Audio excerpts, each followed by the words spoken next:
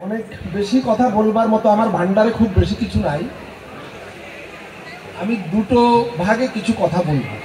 একটা হলো সাফল্যের প্রসঙ্গ এখানে এসছে।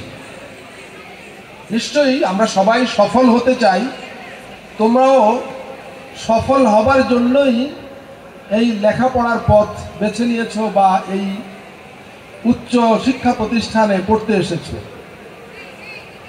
এখন সাফল্য সম্পর্কে আমি যদি তোমাদেরকে একটা প্রশ্ন করি যে ধরো কোনো গ্রামের দুজন মানুষ চুরি করে, তাদের পেশা হলো চুরি করা। তো একজন সারা রাত চুরি করে যা আনতে পেরেছে সেটা বিক্রি করে দেখা গেল তার পরের দিনের সংসার চালানোর খরচ হলো না। কিন্তু আরেকজন চুরিতে এতটা পারদর্শী যে সে যা চুরি করেছে ওগুলো দিয়ে তার মোটামুটি সারা বছর চলে যাবে। তা আমরা এই দুইজন চোরকে কিভাবে বিবেচনা করব? একজন ব্যর্থ চোর আর একজন বলো একজন ব্যর্থ চোর। সে ভালো কিছু চুরি করতে পারেনি, তাই তার পরের দিনের খাবারও জোটেনি। আরেকজন এমন চুরি করেছে যে সারা বছরের তার বন্দোবস্ত হয়ে গেছে। আমরা সেটাকে কি বলবো? তোমরা কি বলতে পারো কেউ? তাকে আমরা সফল চোর বলবো, সফল চোর, তাই তো? নাকি ভুল আছে কোনো? একইভাবে ধরো একজন ডাকাত, দুইজন ডাকাত, একজন ডাকাতি করে খুব বেশি সাফল্য পায়নি, আরেকজন অনেক সাফল্য পেয়েছে। আমি নেগেটিভ এক্সাম্পল কেন দিলাম? যে সাফল্য ব্যবসা বাণিজ্যে, রাজনীতিতে, চাকরি বাকরিতে, তারপরে সংস্কৃতি চর্চায় বিভিন্ন ক্ষেত্রে হয়, চুরি ডাকাতিতেও হয়। চুরি ডাকাতির ক্ষেত্রেও কিন্তু সাফল্য ব্যর্থতা আছে। সুতরাং সাফল্য এবং ব্যর্থতা এটাই জীবনের লক্ষ্য অর্জনের মাপকাঠি নয়।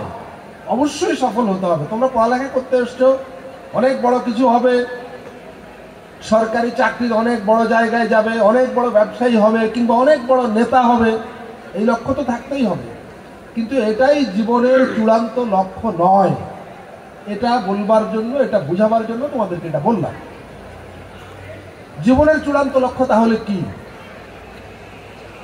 জীবনের চূড়ান্ত লক্ষ্য হলো সার্থকতা। সাফল্যের পাশাপাশি জীবনটা সার্থক হতে হবে। ওই যে সার্থক জনম মাগো, কার লেখা?